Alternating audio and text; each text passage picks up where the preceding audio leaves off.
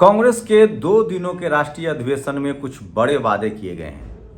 वादे इतने बड़े हैं और सामाजिक न्याय के लिए इतना बड़ा ठोस वादा है कि आज तक किसी बहुजन दल ने यह करने की हिम्मत नहीं की। सोचिए 69% रिजर्वेशन तमिलनाडु में है जो पेरियार की धरती है।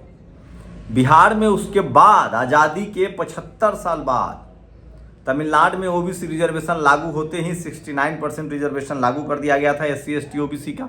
9वीं अनुसूची में है, कोई छेड़छाड़ भी नहीं कर सकता है।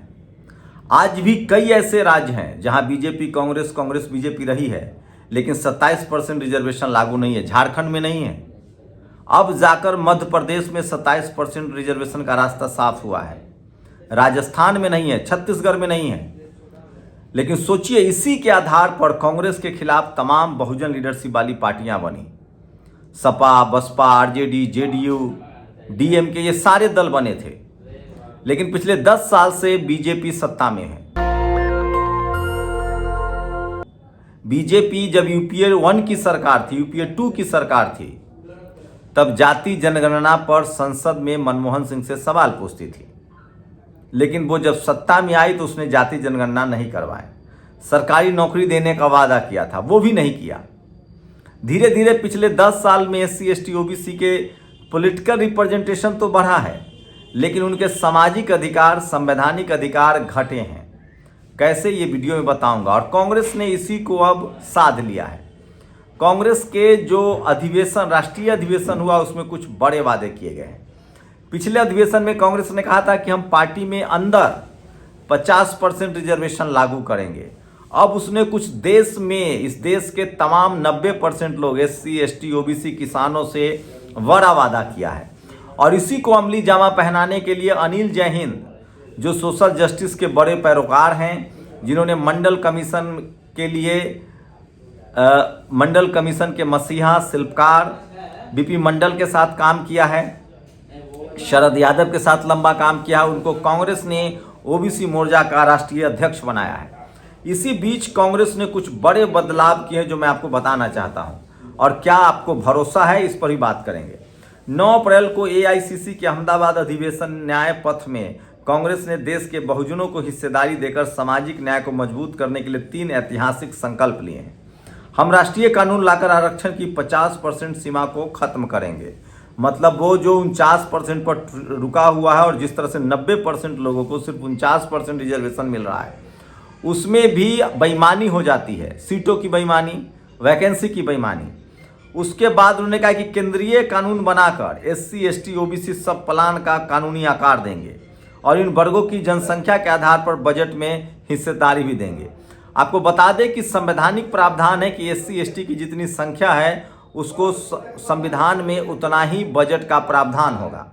वो बजट बनता भी है, लेकिन उसको खर्च कहीं और कर दिया जाता है। SC ST सब प्लान का पैसा रोड में सब्सिडी देने पर कहीं और खर्च कर दिया जाता है। स्पोर्ट्स में, सिनेमा के कार्यक्रम में ज़्यादातर सरकारें तो इस पैसे का विज्ञापन में खर्च कर देती हैं, जबकि ये पैसा SC ST के लिए स्कूल, अस्पताल, बिजनेस, उनके स्कॉलरशिप पर खर्च होना चाहिए, उनकी तरक्की और भलाई के लिए। इसको लेकर उनका कहना है कि वो केंद्रीय रूप से एक कानून बनाएंगे। सोचिए, संविधान के अनुच्छेद 15(5) में निर्धारित SC ST और ओबीसी के निजी शिक्षण संस्थानों में आरक्षण के अधिकार को लागू करवाएंगे।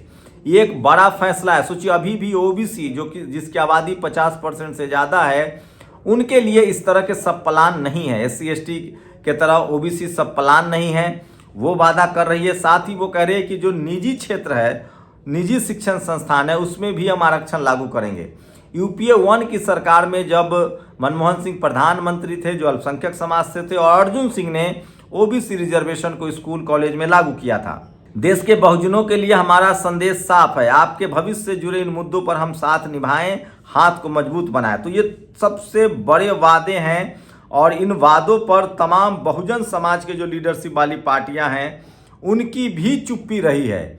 तो ये एक बड़ा बदलाव है। और बिहार का चुनाव है, मैं बार बार कह रहा हूँ, बिहार सोशल जस्टिस की मजबूत धरती है। और जिस तरह से कांग्रेस ने ये बड़ा वादा किया है, ये सब कुछ लोग इसको देख रहे हैं, क्यूरियोसिटी से देख रहे हैं, सोशल मीडिया पर ला रहे हैं। बीजेपी ने भी इसी तरह के पॉलिटिकल डाइवर्सिटी तो दिखाई कि 27 ओबीसी के मंत्री हैं, यूपी बिहार में उसने SC ST OBC लीडरशिप वाली पार्टियों को अपने साथ लिया। खासकर अब बिहार का चुनाव है, अगर बिहार की बात करें तो उपेंद्र कुशवाहा उनके साथ है, मांझी जी उनके साथ हैं, नीतीश कुमार उनके साथ हैं, चिराग पासवान उनके साथ है। लेकिन यहाँ राज्य वाले नौकरियों में, जो राज्य सरकार की नौकरियां हैं, उसमें अब तक बेईमानी शुरू नहीं हुई है, क्योंकि नीतीश कुमार के हाथ में बागडोर है। लेकिन जो केंद्र सरकार वाली नौकरियां हैं उस पर तो पूरा बट्टा लग गया। सोचिए, रेलवे की वैकेंसी नहीं आ रही है, बैंक की वैकेंसी नहीं आ रही है, SSC में UDC LDC की वैकेंसी नहीं आ रही है, जो खाली पड़े पद है उसको भरा नहीं जा रहा है। और खासकर इंस्टीट्यूशन में, कॉलेज यूनिवर्सिटी में, दिल्ली यूनिवर्सिटी हो, देश के एक एक यूनिवर्सिटी में, इलाहाबाद यूनिवर्सिटी है, not found suitable SC ST OBC के लोगों को नौकरियों से दरकिनार किया जा रहा है। जहां जहां बीजेपी शासित राज्य है वहां सरकारी स्कूल बड़े पैमाने पर बंद हो रहे हैं। 5 किलो राशन देना और किसी को एजुकेशन और नौकरी देना, ये बड़ा सवाल है जिसको लेकर राजनीति होनी चाहिए। नहीं तो सोचिए, इस देश के बीकर सेक्शन को, SC ST OBC के लोगों को जो भी मिला है वो संवैधानिक अधिकार के तहत मिला है। आप जातिवाद मनुवाद तभी समझ पाएंगे जब आपके पास एजुकेशन होगा, पढ़ाई लिखाई होगी। आज ज्योतिबा फुले की जयंती है, उन्होंने कहा था, विद्या बिन गति गई, गति बिन मति गई, मति बिन व्यापार गया और व्यापार बिना हम शूद्र कहलाएं। सबसे पहला महिलाओं को उन्होंने स्कूल खोला था। तो ये कुछ बड़े वादे हैं। बीजेपी पॉलिटिकल डाइवर्स दिख तो रही है, उनके राष्ट्रपति दलित समाज से महामहिम राष्ट्रपति, लेकिन उसके बाद उनके कानून मंत्री शेड्यूल कास्ट से हैं। लेकिन सोचिए, जजों की भर्ती पर वो कुछ भी इंटरफेयर नहीं कर रहे। अभी भी कॉलेजियम सिस्टम बना हुआ है, नेशनल जुडिशियल कमीशन नहीं आया। अब कांग्रेस को लग रहा है कि 60 साल उसके सत्ता में रहने के दौरान ये सब गलतियां हुई हैं। राहुल गांधी ने खुद माना है, उन्होंने खुद कहा है कि 5% लोग इस देश के सिस्टम को चला रहे हैं। मीडिया, जुडिशियरी, कॉलेज यूनिवर्सिटी की ब्यूरोक्रेसी, बिजनेस, सब जगह कॉरपोरेट, और सबसे बड़ी बात है ठेका। इन तमाम जगह जहां पैसा है, मान सम्मान है, वहां इस देश के 90% लोगों का रिप्रेजेंटेशन अब भी नहीं है। एकमात्र पॉलिटिकल रिप्रेजेंटेशन वो भी 50% तक पहुंचा है। 90% लोगों का 50% ही पहुंचा है। एक बड़ी बात देखी गई है, कांग्रेस 60 साल तक वही करती रही है, बीजेपी उसी फॉर्मूला को अपना रही है। SC ST OBC के ऐसे लोगों को अपने पाले में लाया जाता है जो सामाजिक मुद्दों पर चुप रहें। उनके मुख्यमंत्री भले OBC कम्युनिटी से हो या शेड्यूल कास्ट कम्युनिटी से हो या ट्राइबल हो, लेकिन वो सामाजिक मुद्दे पर खुलकर बात नहीं करते हैं। सोचिए, देश के कानून मंत्री शेड्यूल कास्ट हैं, लेकिन कॉलेजियम सिस्टम नहीं खत्म हो रहा है। 718 जजों की भर्ती हुई है 2018 से 2024 के बीच में, उसमें मात्र सोचिए 600 साढ़े 600 जज जनरल कैटेगरी के हैं। तो सवाल है कि विचारों पर ताला है, मुंह पर ताला है, और सिर्फ रिप्रेजेंटेशन दिखाया जा रहा है। SC ST का तो रिजर्व सीट है, आपको उतनी सीटें देनी पड़ेगी। अब OBC पर आते हैं। सोचिए, शिक्षा मंत्री कहा जा रहा है कि OBC कम्युनिटी से आते हैं, लेकिन सवाल है कि सेंट्रल यूनिवर्सिटी में वाइस चांसलर कितने हैं, नौकरियां क्यों नहीं दी जा रही है, नॉट फाउंड सुटेबल पर वो चुप क्यों है, 13 पॉइंट रोस्टर पर उन्होंने हटाया, लेकिन बहुत आंदोलन के बाद।